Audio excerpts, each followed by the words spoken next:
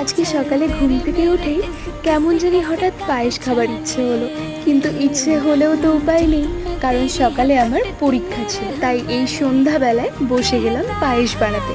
তো পায়েস বানাতে গিয়ে মনে পড়লো আমার কাছে কাজু কিশমিশ কিছুই নেই। তো তখন হঠাৎ আমার মাথায় আসলো যে আমার কাছে কিছুটা পরিমাণ মিউসলি আছে। তো মিউসলিতে যেহেতু ড্রাই ফ্রুটসগুলো কিছু থাকে, তো আমি ওগুলোই নিয়ে নিলাম পায়েসে দেবার জন্য। তো এগুলোই আমি কিন্তু দিয়েছিলাম। আর দেখো, কাজু বাদাম ছিল না আমার কাছে, কিন্তু এটা যেহেতু রোস্টেড কাজু, প্রথম ভাবছিলাম যে অনেকেই আছে যারা পায়েসে লবণ খায় না। আমি কিন্তু একটু সামান্য পরিমাণ লবণ দিয়েছিলাম, কারণ লবণ না দিলে যেন টেস্টটা ভালো করে খোলেই না।